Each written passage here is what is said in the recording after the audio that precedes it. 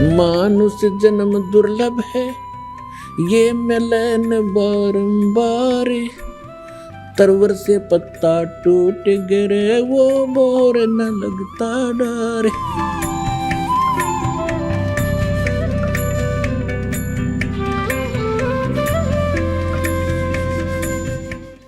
अब देखो श्रीमद् भगवद गीता, जयदयाल गोविंद का इसके अनुवादक है।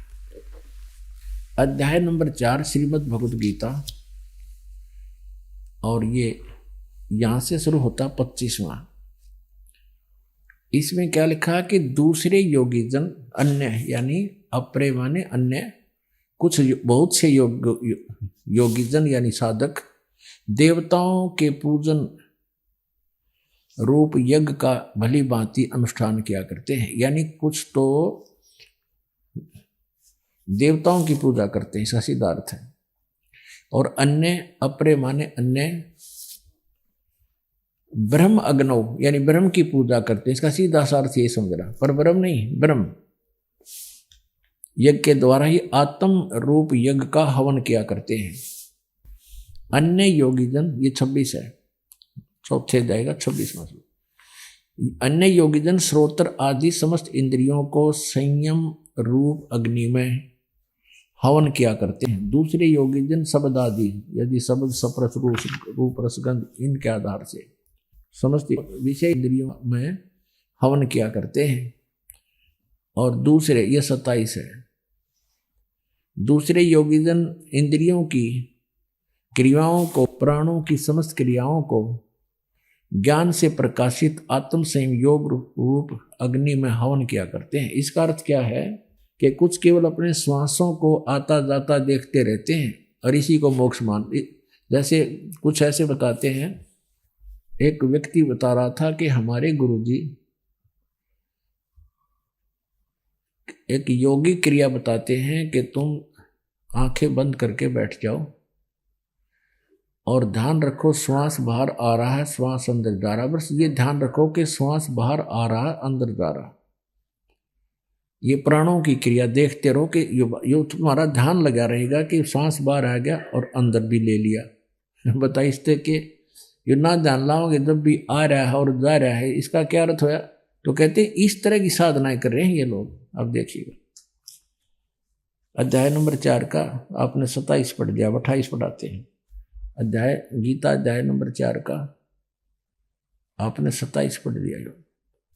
दूसरे योगीजन इंद्रियों की संपूर्ण क्रियाओं को, प्राणों की समस्त क्रियाओं को, यानी श्वास है, श्वासा के ऊपर इंद्रियों, सारी ज्ञान इंद्रियों को लगा लेते हैं। ज्ञान से प्रकाशित आत्म संयम योग रूप अग्नि में हवन किया करते हैं। 28 में कई दर्व यज्ञ संबंधी यज्ञ करने वाले हैं। यानी जैसे कि तब भंडारा करा दिया, कोई मंदिर का लठ कटवा दिया, कि तो कुछ और छोटे मोटा दान कर दिया, तो कहते द्रव्य यज्ञ करते हैं, बस इसी से अपनी संतुष्टि मान लेते हैं। कि तो गौ धर्मशाला बनवा दी। और फिर तपस्या यज्ञ रूप करने वाले कुछ तप करते हैं, तथा दूसरे कितने ही योग रूप हवन करने वाले, वो केवल योग आसन करते हैं, ऊपर न पैर नीचे न सिर कर लिया, खड़े रहे। और कितने ही अहिंसावादी तीक्ष्ण व्रतों से यतनशील पुरुष स्वाध्याय रूप ज्ञान यज्ञ करने वाले हैं। और कुछ कितने ही तो अहिंसा, जैसे मुंह पर पट्टी बांध कर नंगे पैरों घूमना, भाई कोई हिंसा ना हो जाए, जीव ना मर जाए। और कुछ केवल स्वाध्याय करते हैं, ज्ञान यज्ञ करते हैं। स्वाध्याय माने ज्ञान, स्वाध्याय ज्ञान यज्ञ है, स्वाध्याय को ज्ञान यज्ञ कहते हैं करने वाले। 29 में और 30 में कहा है दूसरे कितने योगीजन अपान वायु में प्राणवायु को हवन करते हैं, वैसे ही अन्य योगीजन प्राणवायु में अपान वायु को, यानी अपने अंदर क्रियाओं से अंदर की वायु को ऊपर नीचे अपना अभ्यास से करते रहते हैं। अन्य कितने ही नियमित आहार करने वाले हैं, कुछ केवल फल आहार ही करते हैं, बहुत कम आहार करके अपना संयम करते हैं। कुछ प्राणायाम ही करते हैं, प्राणायाम प्राण पुरुष प्राण और अपान की गति को रोककर प्राणों को, श्वासों को प्राणों में हवन किया करते हैं। ये सभी साधक योग द्वारा पापों का नाश कर देने वाले यज्ञों को जानने वाले हैं। इसका अर्थ ये है कि ये सभी अपनी अपनी साधनाओं को यज्ञों द्वारा पापों का नाश करने वाले यज्ञों को जानने वाले हैं। इनकी जो साधना है ये समझ रहे हैं कि हम ये पाप नाश करने वाली है हमारी साधना। 31 में कहा है, हे कुरुश्रेष्ठ अर्जुन, यज्ञ से बचे हुए अमृत का अनुभव करने वाला योगी जन सनातन परम ब्रह्म, सनातनम ब्रह्म, सनातन ब्रह्म यानी तत्व ब्रह्म, परम अक्षर ब्रह्म को प्राप्त होता है। यज्ञ से बचे यानी धार्मिक शास्त्र अनुकूल साधना करने वाला, इसका अर्थ ये शास्त्र अनुकूल साधना करने वाला व्यक्ति ही उस सनातन परमात्मा को प्राप्त होते हैं। यज्ञ न करने वाले पुरुष के लिए अयज्ञस्य, तो यह मनुष्य लोक भी नहीं सुखदायी, नहीं तो परलोक कैसे सुखदायी हो सकता है। यानी 31 में कह दिया, जो भक्ति साधना नहीं करते वो तो बिल्कुल सारे ब्रह्म मट्टी होगी उनकी तय। अब 32 में कमाल कर दिया है, चौथे अध्याय का 32वां श्लोक। इस प्रकार और भी बहुत तरह के यज्ञ इन्होंने यहां गड़बड़ कर दी। ब्रह्मणे मुखे लिख दिया वेद की वाणी में।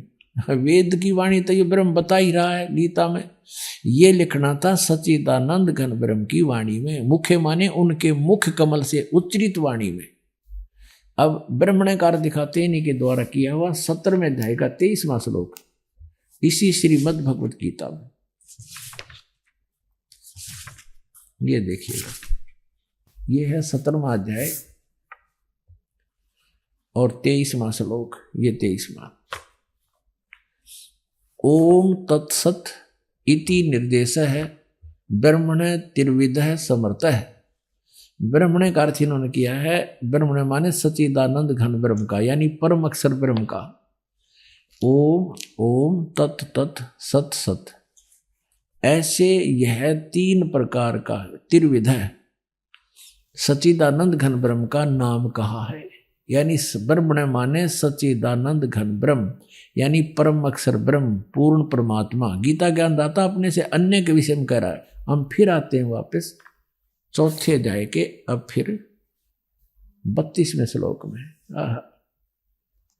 ये बंदी छोड़, कैसा अनमोल ज्ञान हरि ने किसा बट्ठा बैठाए रखा है। एवं बहुविधा यज्ञ वित्तता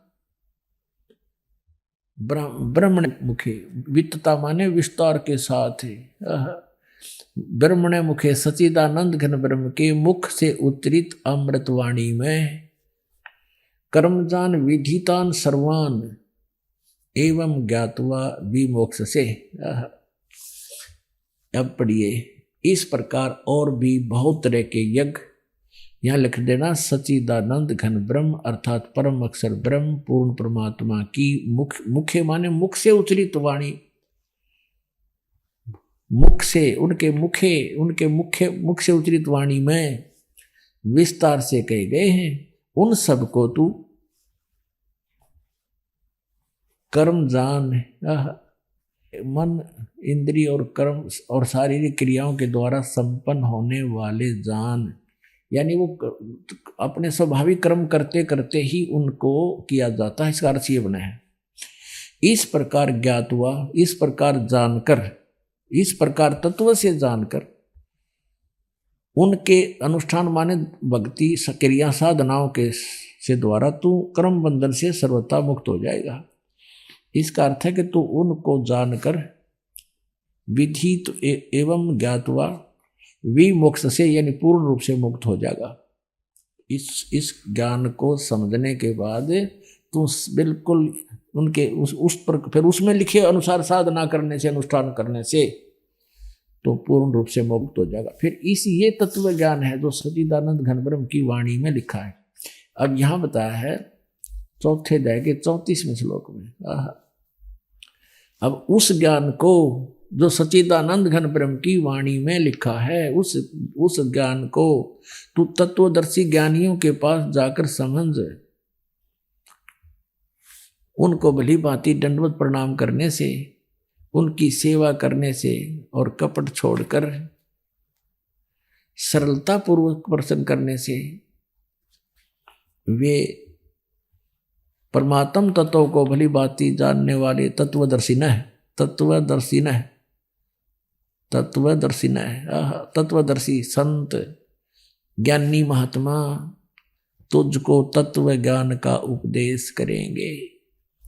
पुण्यात्मा, हम फिर वहीं आते हैं, ये ऋग्वेद मंडल नंबर 9 और वही आपको फिर दिखाते हैं। श्रीमद् भगवद गीता हमने रख दी है और ये दान वाले भक्तों का अनुवाद है। इसमें क्या लिखा है?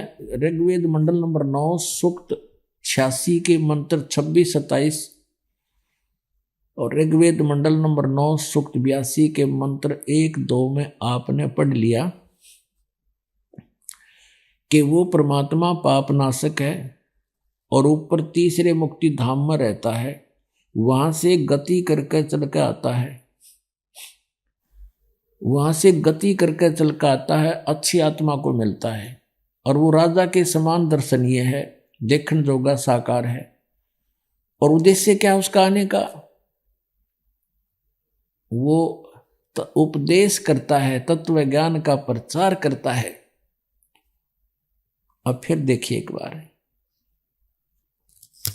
तो पुण्यात्माओं ये समझ लो आपने अमृत पीना है और जितनी बार पिया जाए उतना ही थोड़ा है। ऋग्वेद मंडल नंबर 9 सूक्त नंबर 86 बहुत आसानी से समझ में होगा और 26 मंत्र है। यज्ञ करने वाले यजमानों के लिए यानी साधना करने वाले, वो यज्ञों का जिक्र आ गया ना, यज्ञ माने धार्मिक अनुष्ठान करने वाले भक्तों के लिए, यजमान माने भक्तों के लिए परमात्मा सब रास्तों को सुगम करता है हुआ, उनके विघ्नों को मर्दन करता है, उनके सब दुखों का निवारण करता है और उनको पवित्र करता हुआ और अपने रूप को सरल करता हुआ। अब सतलोक में परमात्मा जहाँ वो एक स्थान पर रहते हैं, एक रोमकूप में, ये एक रोमकूप है, इसमें करोड़ सूर्य और करोड़ चंद्रमा मिला दे, ऐसा तो ये एक रोमकूप की रोशनी है परमात्मा की। ये बाल का छिद्र जो बोलते हैं इसको रोमकूप कहते हैं।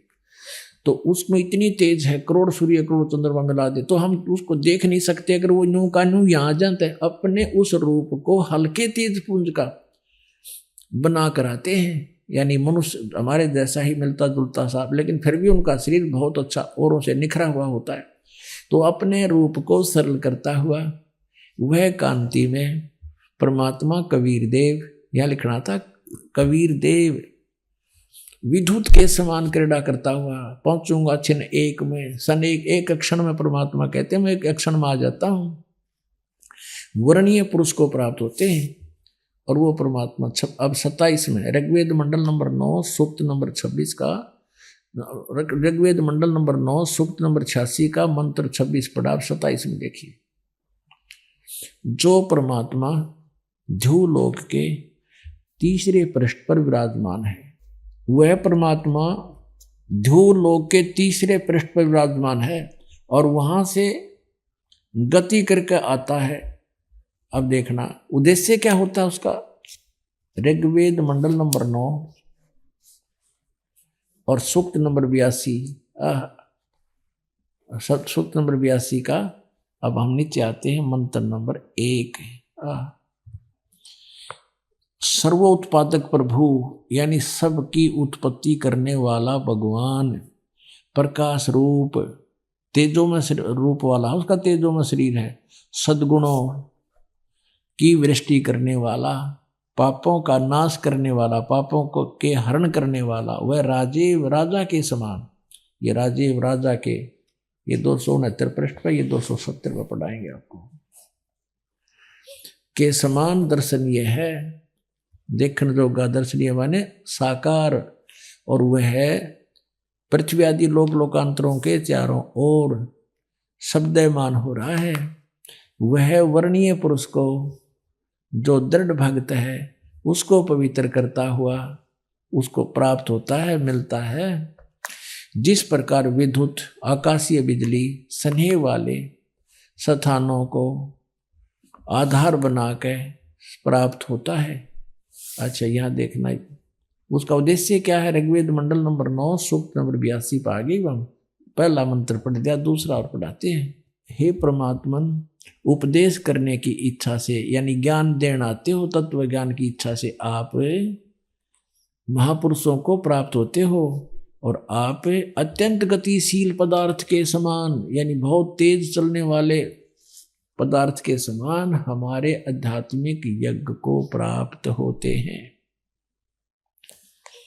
आप कबीर देव हैं, आप कबीर देव हैं। जैसे ये देखिएगा 9:20 में कबीर देव लिखा स्पष्ट।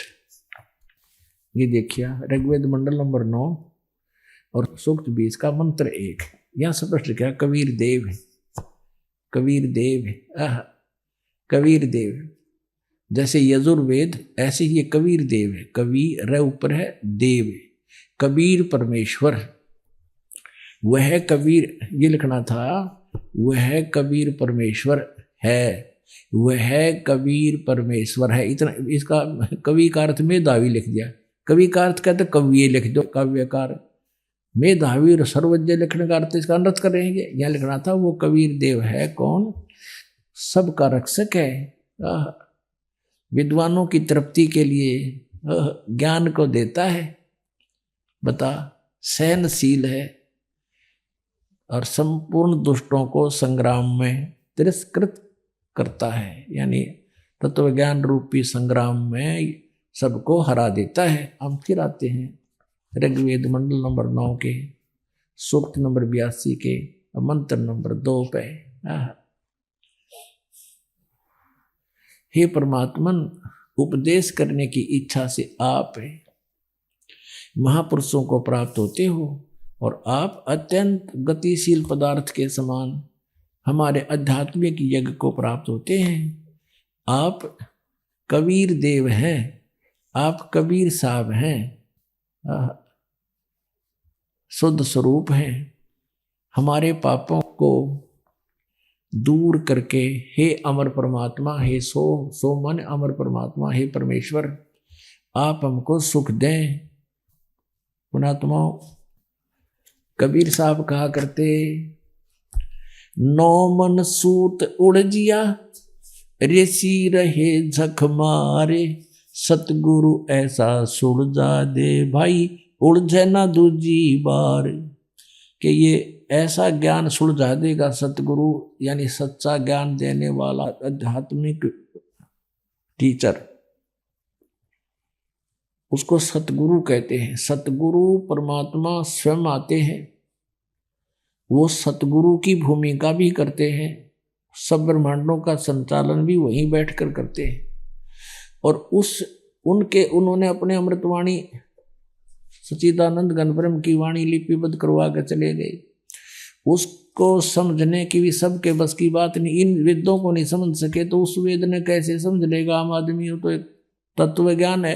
तो इस दास को बुद्धि दे दी कबीर भगवान ने, परमेश्वर कबीर जी ने, और इस दास को एक सच्चे ज्ञान देने वाला गुरु बना दिया, सतगुरु। वैसे तो सतगुरु वही है, पर अपनी कृपा से इस दास को कहते हैं गुरु मेर करे तो काग ते हंस बना दे। हम तक काग थे और कव्वे से हंस उन्होंने ही बनाए हैं सतगुरु ने।